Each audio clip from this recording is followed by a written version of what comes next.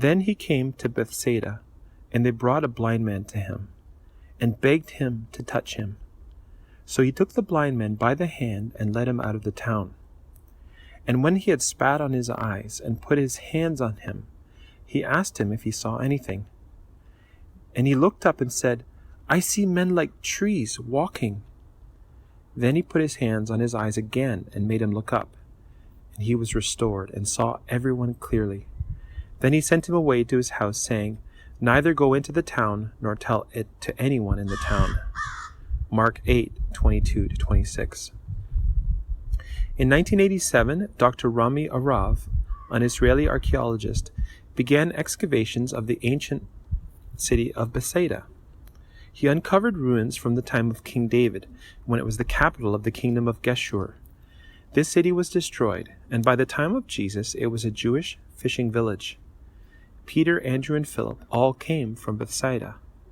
In this place, Jesus laid hands on a blind man who saw men like trees walking, and who was then completely healed. And when he had come to the other side, to the country of the Gergesenes, there met him 2 demon-possessed men, coming out of the tombs, exceedingly fierce, so that no one could pass through that way. And suddenly they shouted out, saying, What have we to do with you, Jesus, you Son of God? Have you come here to torment us before the time? Now a long distance away from them was a herd of many swine feeding. So the demons begged him, saying, If you cast us out, permit us to go away into the herd of swine. And he said to them, Go.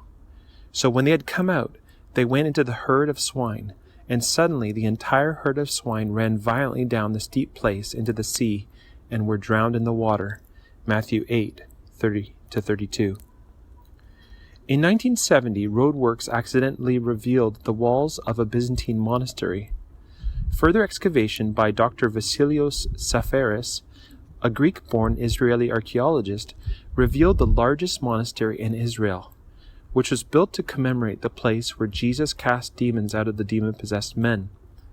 There are tombs built into the hill as described in the Gospels, and the lake floor plunges off abruptly, leading to the death of 2,000 pigs, as recorded in Matthew's Gospel.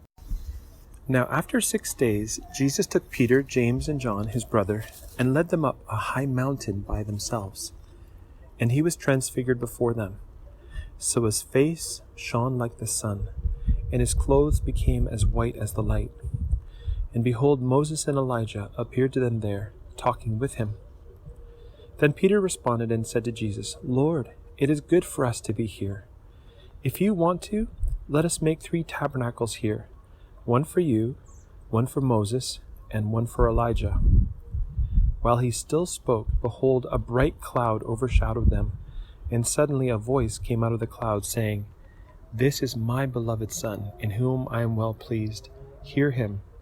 Matthew 17:1-5. The prophet Micah foretold that the Lord would tread upon the high places of the earth. Jesus fulfilled this prophecy when he was transfigured on the holy mountain. During Byzantine times, a church and monastery were built on Mount Tabor. This location was also identified by Origen in the 3rd century. In total, 4,300 steps were built up to the top in the 4th century, and it became an important pilgrimage site. By the 8th century, there were 4 churches and a monastery on the summit. According to tradition, this is the place where God revealed himself to Peter, James, and John as much more than a man, but as God and man, according to Matthew 17. Now the Church of the Transfiguration stands on the summit of Mount Tabor. So he came to a city of Samaria, which is called Sychar, near the plot of ground that Jacob gave to his son Joseph. Now Jacob's well was there. Jesus therefore, being wearied from his journey, sat thus on the well. Now it was about the 6th hour. A woman of Samaria came there to draw water. Jesus said to her, Give me a drink, because his disciples had gone away into the city to buy food. Then the woman of Samaria said to him, How is it that you, being a Jew, ask a drink from me, a Samaritan woman? Because Jews have no dealings with Samaritans. Jesus answered and said to her, If you knew the gift of God, and who it is who says to you, Give me a drink, you would have asked him, and he would have given you living water. John 4:5-10. This is the place where Jesus met with the woman from Samaria and asked her for a drink of water in John 4. During Byzantine times, the site was identified as Jacob's Well and was used for baptisms. American biblical scholar Edward Robinson visited the site in the mid-1800s and said that Jacob's Well was a, quote, shapeless mass of ruins. Then the Greek Orthodox Church obtained the site in 1860 and built the beautiful church of St. Fotini, the Samaritan woman's name by tradition, around the well, which has a depth of 135 feet or 41 meters. Sadly, in 1979, Israeli extremists brutally killed the custodian of the well, Archimandrite Philomenos, as they wanted the area to be a Jewish holy site only. In 2009, 30 years after the custodian's martyrdom, he was declared Saint Philomenos. When Jesus came into the region of Caesarea Philippi, he asked his disciples, saying, "Who do men say that I, the Son of Man, am?" So they said, "Some say that you are John the Baptist, some Elijah, and others Jeremiah or one of the prophets." He said to them, "But who do you say that I am?" And Simon Peter answered and said, "You are the Christ, the Son of the living God." Matthew 16:13-16. The ruins of Caesarea Philippi are also called Banias, named after the Greek god Pan, the half-goat, half-man god, whose shriek could cause fright, thus the word panic. It was a large center of pagan worship in the time of Jesus. The Grotto of Pan is where worshippers would cast sacrifices into the cave. Banias is situated at the base of Mount Hermon. Jesus and his disciples were on a road near Caesarea Philippi when Jesus asked the question, "Who do men say that I am?" This is where Peter declared, "You are the Christ, the Son of the living God."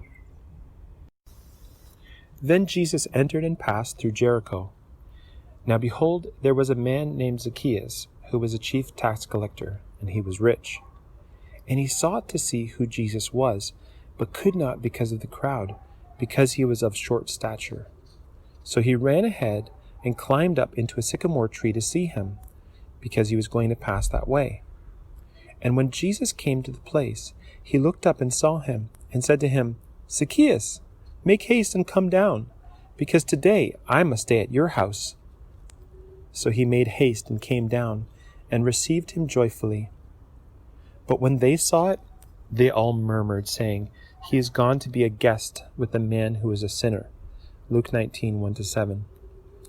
At this spot, on the grounds of the convent of the Good Shepherd in Jericho, Zacchaeus, a man of short stature, climbed the sycamore fig tree in order to see Jesus as he was passing by. Some believe this tree to be the actual tree that Zacchaeus climbed. Nearby is a little room surrounded by glass with a very old sycamore fig trunk, which the Orthodox Church believes is the actual tree of Zacchaeus. Either way, evidence shows that the sycamore fig tree mentioned in Luke 19:1-10 was somewhere in this vicinity. Then Jesus, again groaning in himself, came to the tomb. It was a cave, and a stone lay against it. Jesus said, "Take away the stone." Martha, the sister of him who was dead, said to him, "Lord, by this time he smells, because he has been dead 4 days." Jesus said to her, "Did I not say to you that if you would believe, you would see the glory of God?" Then they took away the stone from the place where the dead man was lying. And Jesus lifted up his eyes and said, "Father, I thank you that you have heard me, and now I know that you always hear me. But because of the people who are standing by, I said this, that they may believe that you sent me." Now when he had spoken these things, he shouted with a loud voice, "Lazarus, come forth!" And he who had died came out, bound hand and foot with grave clothes, and his face was wrapped with a cloth. Jesus said to them, "Loose him, and let him go." John 11:38-44. In the year 330 AD, Eusebius of Caesarea mentions visiting the tomb of Lazarus, as described in John 11:1-45. By the year 390, there was a church dedicated to Lazarus at this site called the Lazareum. In the 16th century, the Al-Uzair Mosque was built on this site. In modern times, 24 steps descend from the street level to a place of prayer, then a few more steps descend into the antechamber, dating to the 1st century, where Jesus would have stood. From here, Jesus called to Lazarus in his tomb, which was 21 square feet. Here Lazarus was raised to life after 4 days of death. After this, there was a feast of the Jews, and Jesus went up to Jerusalem. Now there is in Jerusalem by the sheep gate a pool, which is called in the Hebrew language Bethesda, having 5 porches. In these lay a large crowd of sick people, blind, lame, paralyzed, waiting for the moving of the water, because an angel went down at a certain time into the pool and stirred up the water. Then whoever stepped in first after the stirring of the water was made well of whatever disease he had. Now a certain man was there who had an infirmity 38 years. When Jesus saw him lying there, and knew that he already had been in that condition a long time, he said to him, "Do you want to be made well?" The sick man answered him, "Sir, I have no man to put me into the pool when the water is stirred up, but while I am coming, another steps down before me." Jesus said to him, "Rise, take up your bed and walk." And immediately the man who was made well took up his bed and walked. And on the same day was the Sabbath. John 5:1-9. The prophet Isaiah foretold that God would come and save his people. Then the lame shall leap like a deer. Jesus fulfilled this prophecy when he healed the lame man at Bethesda. In 1888, Konrad Schick, a German architect and archaeologist, discovered the pool of Bethesda in Jerusalem. It is only 410 feet, 125 meters, away from the Sheep Gate, later renamed the Lion's Gate, following the biblical description.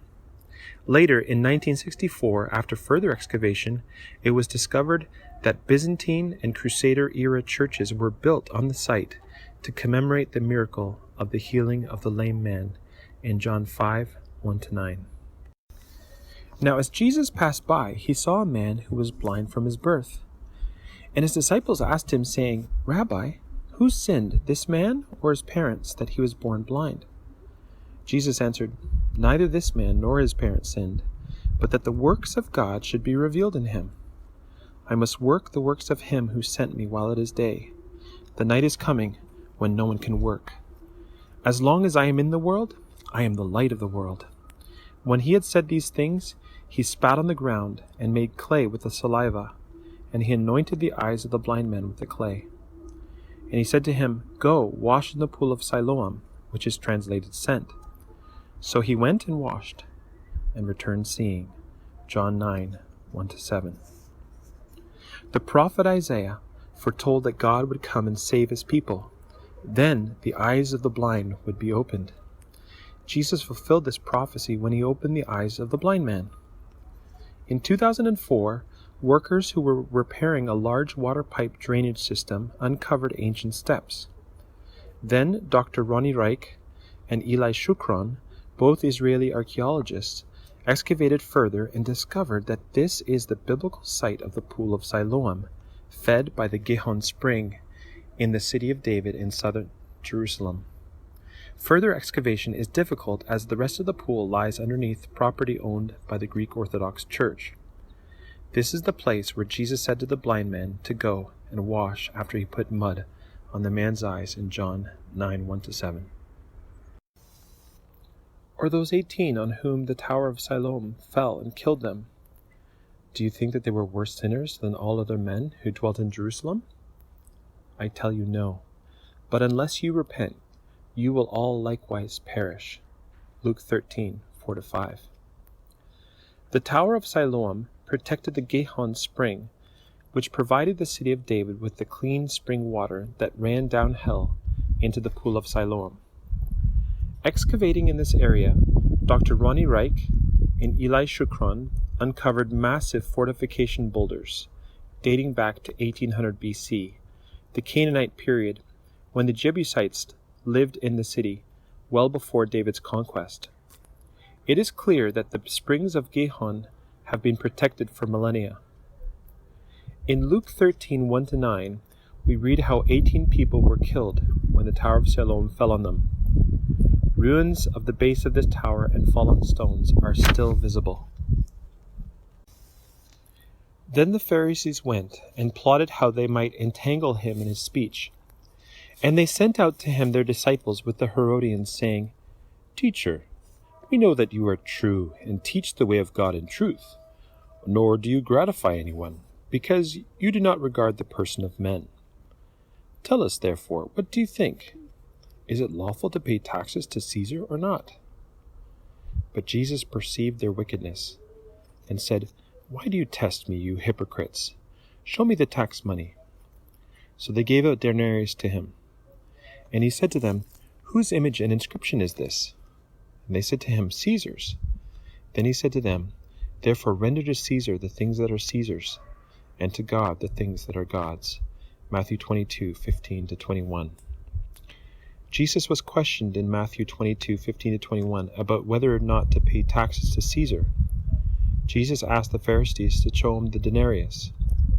This denarius is a tribute penny of Tiberius Caesar, rare coins that can be purchased on eBay and are also on display in the Israel Museum.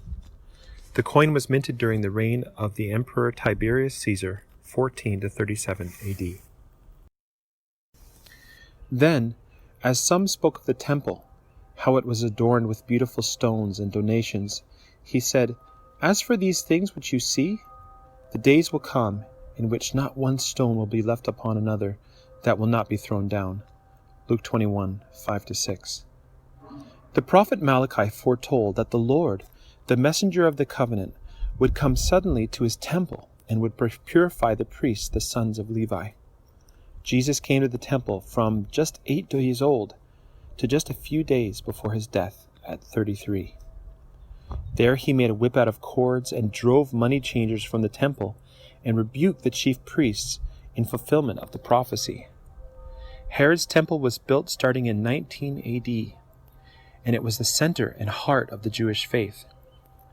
In 1871, Charles-Simon Clermont-Ganneau, a French archaeologist, discovered a thick marble slab north of the Temple Mount in Jerusalem with an inscription in Greek which reads, No foreigner is to enter within the balustrade and forecourt along the sacred precinct. Whoever is caught will himself be responsible for his consequent death. This inscription is located at the Istanbul Archaeology Museum in Turkey.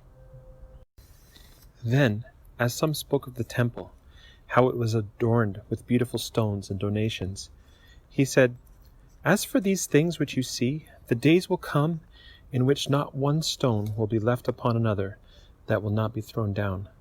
Luke 21:5-6. Just recently, an examination of landfill by the Temple Mount Sifting Project under Israeli archaeologist Gabriel Barkay is uncovering pieces of the tiles from Herod's temple. These tiles were ornate and multicolored. Indeed, Herod's temple was an incredible piece of craftsmanship and the crowning jewel of Herod's building projects. It was the centerpiece of the Jewish faith and fabulously decorated. This is why the disciples were so impressed with the buildings of the temple in Matthew 24:1-2. Then he went out from there and came into his own country, and his disciples followed him. And when the Sabbath day had come, he began to teach in the synagogue. And many hearing him were astonished, saying, Where did this man get these things? And what wisdom is this which is given to him, that even such mighty works are performed by his hands? Is this not the carpenter, the son of Mary, and the brother of James, Joseph, Judas, and Simon? And are not his sisters here with us? So they were offended at him. But Jesus said to them, A prophet is not without honor, except in his own country, among his own relatives, and in his own house. Now he could do no mighty work there, except that he laid his hands on a few sick people and healed them. and he marveled because of their unbelief. Mark 6, 1-6. A stone box containing the bones of James, the half-brother of Jesus and leader of the Jerusalem church, was purchased in the 1970s for a few $100s by Galilean, an Israeli engineer. He kept it for years with no idea what the inscription meant. When it was later examined, the ossuary read, Jacob, which is James, son of Joseph, brother of Jesus. James was the half-brother of Jesus according to Matthew 13, 55-56. This ossuary was examined by André Lemaire, French epigraphist and later Israeli paleographer Ada Yardeni. In 2002, Lemaire declared it to the world as the ossuary of James, the brother of Jesus Christ. However, this discovery was later contested by the Israel Antiquities Authority, and Galilean was charged with forgery. Ada Yardeni, after examining the ossuary and inscription, said, "If this is a forgery, I quit." After an almost 8-year trial in an Israeli court, Galilean was cleared of all charges, for the court could not prove it was a forgery. Even Israeli archaeologist Gabriel Barkay believes it to be authentic. It is therefore the oldest written inscription referring to Jesus Christ.